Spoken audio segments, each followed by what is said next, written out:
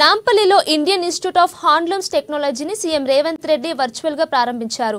లలిత కళారోతనంలో ఇందుకు సంబంధించిన ప్రారంభోత్సవం నిర్వహించారు. ఇక ఈ సందర్భంగా సీఎం రేవంత్ రెడ్డి చేనేత అభయహస్తం లోగోను ఆవిష్కరించారు.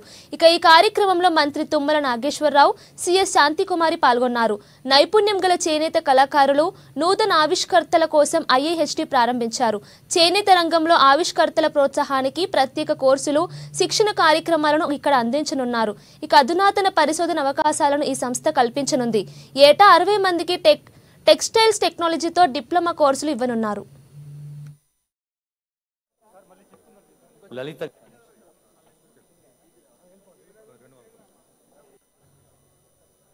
ఈ వెలుగు ఎక్కడైతే కష్టం గుర్తించ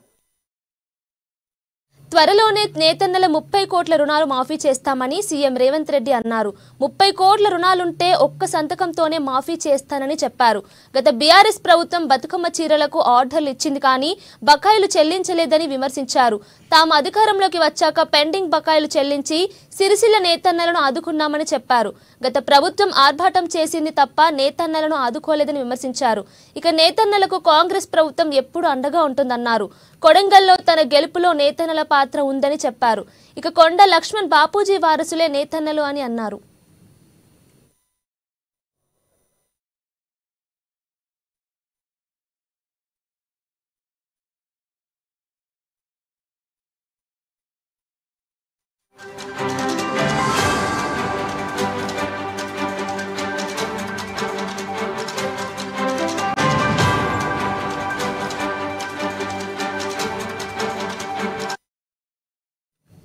అంతర్జాతీయ స్థాయిలో ఐఐహెచ్టికి పేరు వచ్చేలా రేవంత్ కృషి చేస్తామన్నారు.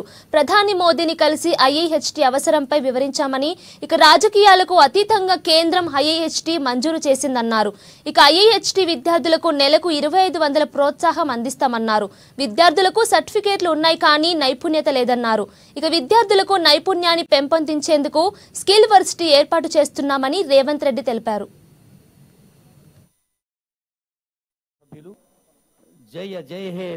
ఇండియన్ ఇన్స్టిట్యూట్ ఆఫ్ హ్యాండ్లూమ్ టెక్నాలజీని ప్రారంభించుకోవడం నాకు చాలా సంతోషకరమైన వార్త. Indian institute of handloom technology ఈ రోజు మన విద్యార్థులు చేరాలి అంటే ఆంధ్రప్రదేశ్ నెల్లూరుకైనా వెళ్ళాలి లేదా ఒడిశా రాష్ట్రానికైనా పోవాలి.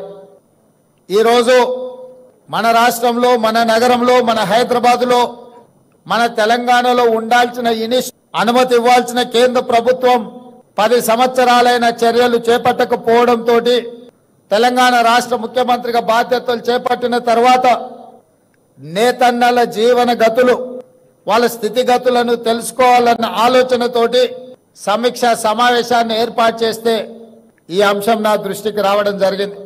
తక్షణమే నేను ఉప ముఖ్యమంత్రి బట్టి విక్రమార్క గారు ఢిల్లీకి వెళ్లి మోడీని కలిసి విజ్ఞప్తి చేసి ఆ తర్వాత కేంద్ర మంత్రివర్యులు పీయూష్ గోయల్ గారిని కలిసి ఈనాడు మా రాష్ట్రంలో ఇండియన్ ఇన్స్టిట్యూట్ ఆఫ్ హ్యాండ్లూమ్ టెక్నాలజీలో చేరాలి అనుకుంటే సుదూర ప్రాంతమైన ఆంధ్రప్రదేశ్ నెల్లూరుకు వెళ్ళాలి లేదా ఒడిశా రాష్ట్రానికి వెళ్ళాలి. మా రాష్ట్రానికి ఒక ప్రత్యేకమైన ఇన్స్టిట్యూట్ ఉండి తీరవలసిందే అని చెప్పి కేంద్ర మంత్రి పీయూష్ గోయల్ గారి దృష్టికి తీసుకెళ్లడం జరిగింది. వారు కూడా రాజకీయాలకు అతీతంగా ముందుకొచ్చి నిజంగానే హైదరాబాద్ అభివృద్ధి చెందిన నగరం, దేశంలోనే 5 మెట్రోపాలిటన్ సిటీస్ ఉంటే ఢిల్లీ, ముంబై, చెన్నై, బెంగళూరు వీటితో పోటీ పడే నగరం హైదరాబాద్ తెలంగాణలో ఉంది.